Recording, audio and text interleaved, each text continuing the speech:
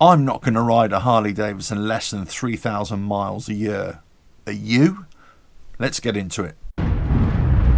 RevelatorAlf. Hello, welcome to RevelatorAlf. I hope you're all well. So this video is all about the finance deals that you can get on Harley-Davidsons right now. And they put a limit on the amount of annual mileage that you can do. And you'll get a quote of a price in a dealership. Let's say it might be £300, £400, dollars, shekels, whatever, a month. And there is a mileage limitation on that.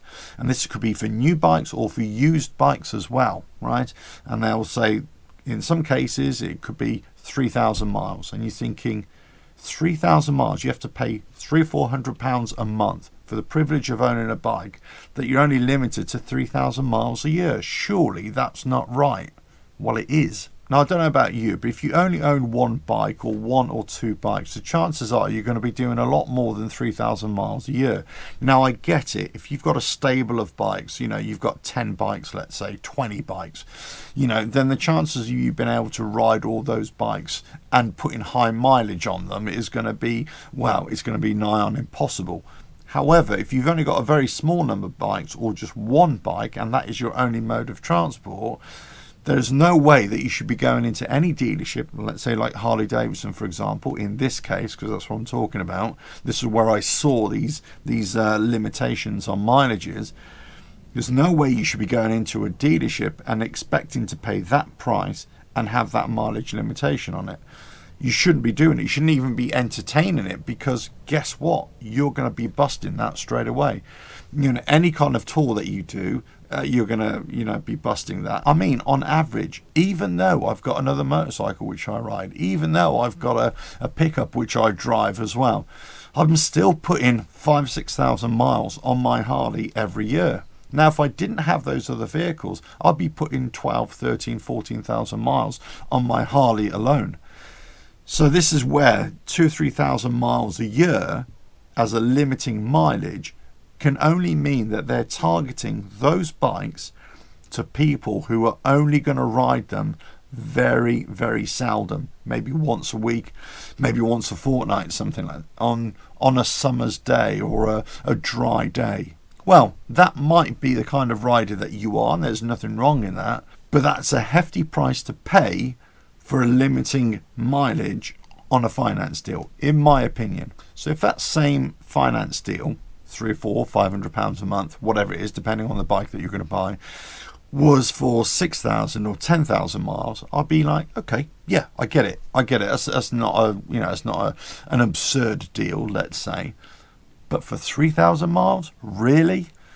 I mean, where is the rationale here? What are we saying? That all of a sudden, you're allowed to buy a bike, you're going to have the privilege of buying a bike and also have the privilege of paying a lot of money on a finance deal, but only if you have very limited mileage on it. And that basically means that they want to protect their back end on that. They want to protect the value of it.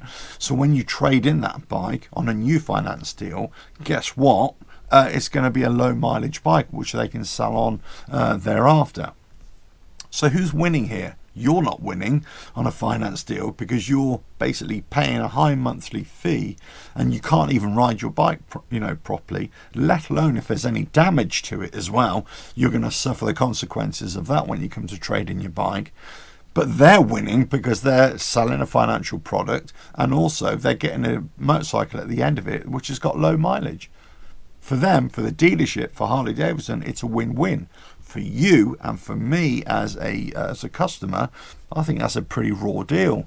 What do you think? Would you take a finance deal on a motorcycle that only allows you to ride 3,000 miles a year? Maybe there are finance deals out there that only allow you to ride 1,000 miles, 2,000 miles. I don't know. Let us know in the comments if you've come across those. But for me, anything less than 6,000 or 7,000 miles a year, you've got to think long and hard if you're going to entertain a finance deal or some kind of leasing deal on a motorcycle. If you're going to be riding your bike on a regular basis, let's say all year round as well, if you're thinking you're going to be doing longer journeys or going for the long tour, 3,000 miles isn't enough.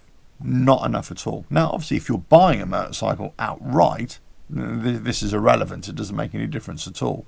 But certainly on some kind of hire purchase agreement or some kind of finance deal, watch out for that. Watch out for the limiting mileage, and also what the effect of that would be after the term, at the end of the term of the finance agreement. Because if you've gone over that mileage, you'll be charged for it, and you'll have to pay a certain amount per mile that's gone over that. And also if there's any damage to that motorcycle during that period, in other words, if you've damaged the bike or if you've modified that bike outside of the original finance agreement, there might be a penalty thereafter. So really pay attention to that as well. But anyway, I was really surprised when I went into my local Harley-Davidson dealership and I saw a finance agreement for motorcycles that were really expensive, and you had to pay a high monthly fee, and they're only allowing you to ride 3,000 miles a year. Unless I've got this completely wrong, that seems absolutely absurd to me. But let us know what you think in the comments below. Have you come across this? Have you had similar kind of thoughts as well? But don't forget to subscribe, hit that bell, like and share, and check out the website RevelatorAlf.com. Ta-da!